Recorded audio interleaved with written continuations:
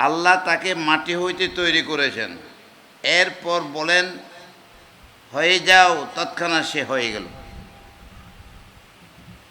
সোজা অর্থটা বুঝেন নাই? হ্যাঁ, আল্লাহ মাটিতে তৈরি করে বলছে হয়ে যাও, তো হয়ে গেছে। তার আত্মা আসে গেছে, বুঝের সমস্ত আলামতগুলো আসে গেছে, এবং আল্লাহ আল্লাহ রসুল কি চিনে গেছে। এরপরে তার কাছে যত জ্ঞান আছে, যত জিনিসের জ্ঞান আছে, এগুলো সবটা নাম সহ তার ক্ষমতা সহ আসে গেছে। আল্লাহ কেমন সর্বশক্তিমান, এবার একবার চিন্তা করুন। আল্লাহর শক্তির মোকাবেলায় কারো শক্তি আছে? কারো পাওয়ার আছে? আল্লাহ যা চান তা করতে পারেন। এটা কেন করেছিলেন, কেন বলছিলেন? এটা শানে নজুল, যে কোরআনের আয়াতগুলো আসছে প্রত্যেকটা যে অবতীর্ণ হয়ে তার একটা কারণ আছে, তার একটা ব্যাকগ্রাউন্ড আছে। এটার ব্যাকগ্রাউন্ড হলো নাইজেরিয়ার খ্রিস্টানরা একটি প্রতিদল নিয়ে রসুলের কাছে আসছিলেন। জানার বলল আপনার ধারণা কি ঈসা আলাইহিস সালাম সম্পর্কে? তারা মনে করত ঈসা আলাইহিস সালাম আল্লাহর সন্তান, তার কোনো মানুষ, তার কোনো বাপ ছিল না, আল্লাহর সন্তান। নাউজুবিল্লাহ, বড় করে কোন নাউজুবিল্লাহ।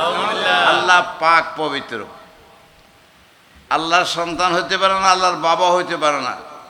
সূরা কুল হুয়াল্লাহর মধ্যে আল্লাহ বলছেন কুল হুয়াল্লাহু আহাদ, আল্লাহ একক, আল্লাহুস সামাদ, তিনি কারো মুখাপেক্ষী নন। লাম ইয়ালিদ, তাকে কারো জন্ম দেন নাই তিনি। ওয়ালাম ইউলাদ, তারও কারো থেকে জন্ম নেনও নাই। ওয়ালাম ইয়াকুল লাহু কুফুয়ান আহাদ, তার মতো কেউ নেই। তাহলে বুঝতে পারছেন যে আল্লাহ কারো জন্ম দেয় নাই, নেও নাই। নবী জন্ম নিছেন, তার মাতা পিতা ছিল। হ্যাঁ, এই মিলাদে দ্বারা প্রমাণিত হয় নবী আল্লাহর মতো নয়, আল্লাহ নয়। যাই হোক,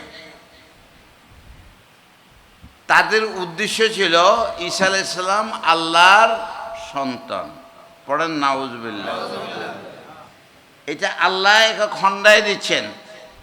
ঈসা আলাইহিস সালামের এক্সাম্পল হলো আদমের মতো। মাটির থেকে আদমকে তৈরি করি আল্লাহ, তার মধ্যে আত্মা দিয়ে দিয়েছেন, সব কিছু করেছেন। মাটির থেকে তৈরি করলে তাহলে মাঠ থেকে তৈরি করা আরো সহজ, ঠিক না বেশি?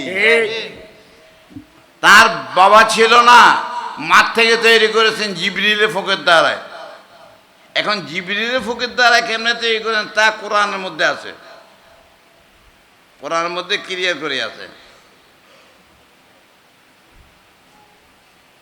হযরত জাকারিয়া আলাইহিস সালামের তত্ত্বাবধানে হযরত মরিয়ম আলাইহিস সালাম বাইতুল মুকাদ্দাসের খেদমত করতেন। খেদমত করতে করতে করতে খালুর বাড়িতে খাতেন, জাকারিয়া পয়গম্বরের বাড়িতে, এবং সেখান থেকে মসজিদের খেদমত করতেন, এখানে থাকতেন।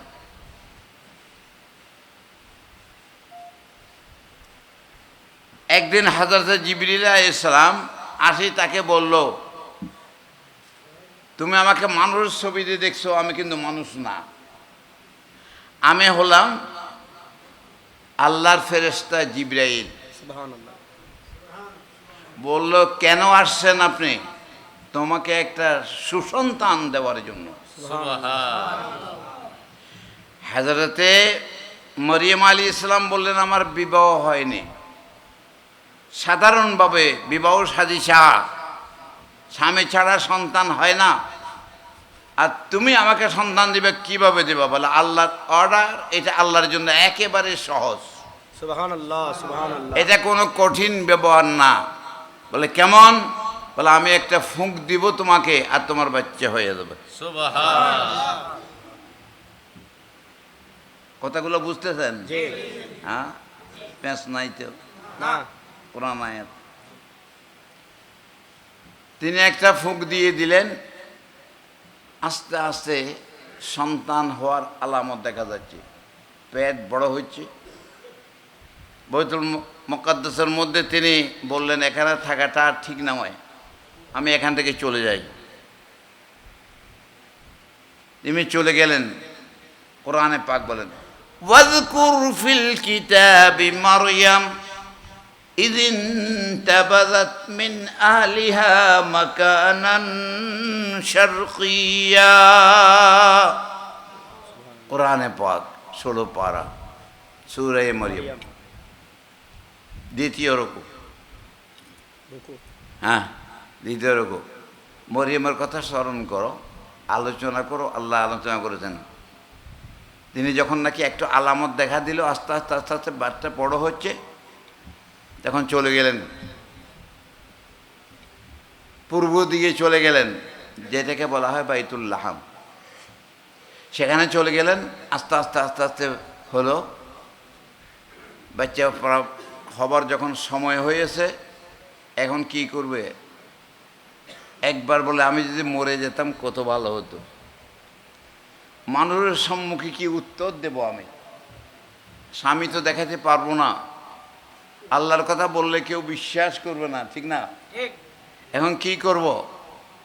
এই করতে করতে যখন নাকি ব্যথাটা প্রকট হইল বাচ্চা হওয়ার, একটা খাজুর গাছ ছিল মরা, সেই খাজুর গাছটার লগে হেলান দিয়ে এগুলো চিন্তা করতেছিলেন। আল্লাহ রাব্বুল আলামিন আহকামুল হাকিমের অর্ডারে জিবরিল আলাইহিস সালাম আসলেন। আসি বলল, মরিয়াম তোমার ব্যথা লাগতেছে, এই খাজুরের, এই যে আদা পাকা খাজুর, এটা খাও। বলল যে এটা তো অনেক উপরে, আমি কি উঠতে পারবো?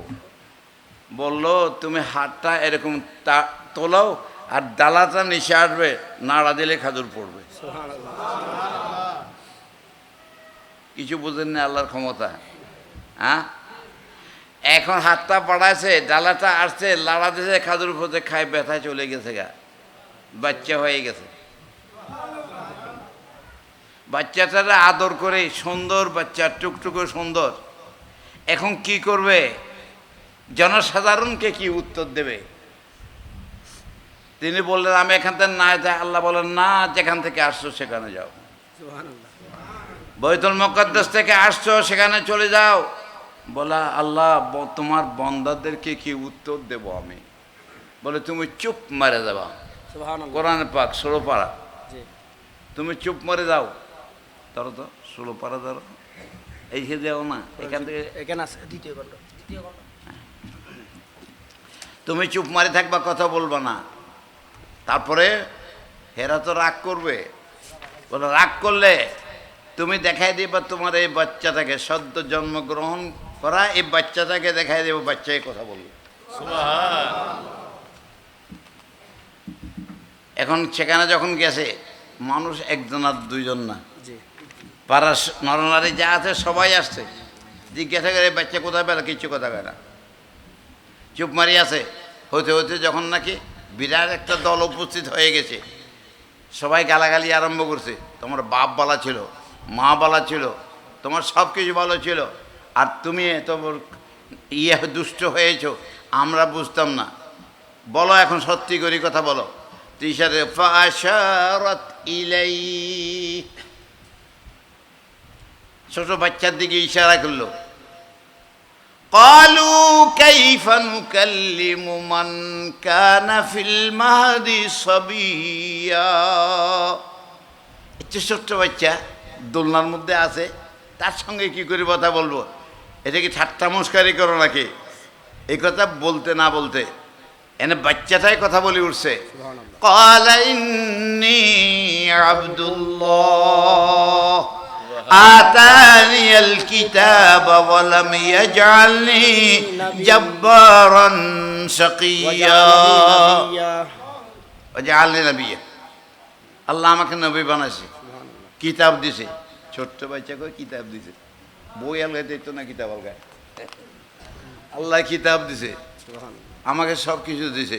আমি মায়ের নাফরমানি করিও, তোমরা আমার মায়ের সঙ্গে নাফরমানি করিও না, তোমাদের মায়ের সঙ্গে বেয়াদবি করিও না, আব্বা আম্মার সম্মান করো। হযরত মরিয়ম আলাইহিস সালাম দেখা দিলেন। সব কিছু যখন এই কথা বলছেন, সবাই খামোশ হয়ে গেছে। হ্যাঁ, নিশ্চয়ই গোপন কিছু রহস্য আছে। আল্লাহ রাব্বুল আলামিন আহকামুল হাকিমিনের কুদরতের কৃষ্মা দেখাচ্ছে। কাজে আর এখন কারো কিছু বলার নাই, সবাই চলে গেছে। অনেক লম্বা চড়া ঘটনা, হতে হতে হতে হতে একটু বড় হয়েছে, 6 বছর 7 বছর। বাচ্চারা যেমন খেলা করে তেমন খেলা তিনি করেন না। 2-1টি বাচ্চা তার সঙ্গে থাকে। একদিন একখানে যাই বসে আছে, কাদা দিয়ে একটা পাখি বানাইছে। হ্যাঁ, কোরআনে পাক 7ম পারা, ইন্নী আখলুকু লাকুম মিনাত তিন কাহাইআতিত তায়রি ফাআনফুখু ফীহি ফায়াকুনু তায়রাম বিইজনিল্লাহ। সুবহানাল্লাহ। হযরত ঈসা আলাইহিস সালাম জানে না কেউ, তিনি ঈসা আলাইহিস সালাম আল্লাহর নবী। তার ক্ষমতা কত দূর পর্যন্ত? জিবরীল আলাইহিস সালামের ফুকের দ্বারা তিনি যখন নাকি একটা মাটি দিয়ে পুতুল বানাই, বাচ্চাদেরকে বলল আমি এটাকে জিন্দা পাখি বানাই দিতে পারি। সুবহানাল্লাহ। বাচ্চারা বলে মাটির পুতুল তুমি কিভাবে পাখিকে জিন্দা বানাবে, জীবিত বানাবে, উড়ন্ত পাখি বানাবে? বলে দেখ, বলে আল্লাহর হুকুমে এই মাটির এই পাখিখানা তুমি উড়ন্ত পাখি হয়ে যাও, জীবন্ত পাখি হয়ে যাও। একটা ফুঁক দিল আর উপরের দিকে ওড়া আরম্ভ করলো। ছেলেরা বলে, তার গার্জিয়ানেরা বলে এ তো একটা বড় জাদুঘর হয়ে গেছে। আল্লাহ দিকে দেখলে জাদুঘর, এই বড় জাদুঘর হয়ে গেছে। মাটি থেকে একটা পাখি তৈরি করে আর পাখিটাকে জিন্দা করে দিয়েছে, জীবন্ত করে দিয়েছে। ঈসা আলাইহিস সালাম বললেন আমি জাদুঘর নই, আমি আল্লাহর একজন বান্দা, আল্লাহর রসুল। তোমরা বিশ্বাস করো আমি আল্লাহর রসুল। বলে না না, তুমি আর কি করতে পারো? বলল আমি আরও কিছু করতে পারি। যাদের কুরুশ ব্যায়াম আছে, সেতি রোগ আছে, আমি হাতটা লেড়ে দেব, সবটাই ভালো হয়ে যাবে। বলে আশ্চর্য কথা, কুরুশ রোগের তো কোনো চিকিৎসা নাই, সেতি রোগের কোনো চিকিৎসা নাই। 18 প্রকার কুরুশ আছে, সেতি রোগ আছে। ঈসা আলাইহিস সালাম বলে যে কোনো প্রকারের সেতি রোগ না হোক না কেন, আমি হাতটা লেড়ে দেব আর ভালো হয়ে যাবে। সুবহানাল্লাহ। কোন ডাক্তার? দুনিয়ার ডাক্তার পারে? আল্লাহর হুকুমের ডাক্তার। সেতি রোগ নিয়ে আসলো, হযরত ঈসা আলাইহিস সালাম হাতটা লেড়ে দিল, সবটাই ভালো হয়ে গেছে। বলে আর কি করতে পারো? মায়ের গর্ভের অন্ধকে আমি ভালো করতে পারি। সুবহানাল্লাহ। মায়ের গর্ভের অন্ধ কেউ আজ পর্যন্ত ভালো করতে পেরেছে? হযরত ইমাম বুখারী রাহমাতুল্লাহ তাআলা আলাইহি জন্মগ্রহণ করেছিলেন মায়ের গর্ভের অন্ধ। তার মা দোয়া করতে করতে হযরত ইমাম বুখারী রাহমাতুল্লাহ আলাইহির চক্ষু ফুটে গেছে। সুবহানাল্লাহ। মাকে সহজ মনে করিয়েন না, মাকে বলি থেকে বলি মনে করেন। মার সেবা করুন, মার খেদমত করুন। মা যদি মাথা যদি একটু বেশকম হয়ে যায়, বুঝাই শোনাই সুন্দর করে, বড় কথা না বলে, মা বাবাকে বড় কথা না বলে, ঝেড়েকে না দিয়ে, শাসন না করে সুন্দরভাবে তাকে বুঝাই দেবেন এবং তার খেদমত করুন। কোরআনে পাকে আছে না, ওয়াখফিদ লাহুমা জানাহাজ যুল্লি মিনার রাহমাতি ওকুর রব্বিরহামহুমা কামা রব্বায়ানি সগীরা। আমাকে এত আদর করে লালন পালন করেছে ওই আব্বা আম্মাকে আল্লাহ তুমি দয়া করো, মেহেরবানি করো। হ্যাঁ, মা বাপকে তো আজকে দেখতেই পারে না। আহা, চিটাগাঙ্গের বাঁশখালী একটা থানার কথা আপনারা শুনলেন, বাঁশখালী থাকা। এই বাঁশখালী থানার মধ্যে ছেলে আর বউ দোনোটা মেলে বাবাকে 8 টুকরা করেছে, মেশিন দিয়ে কাটি টুকরা টুকরা 8টা করেছে। নাউজুবিল্লাহ। আর মাথাটাকে ব্যাগের মধ্যে নিয়ে করে চলছে, ধরা পড়েছে। ব্যাপারে দেখেন নাই?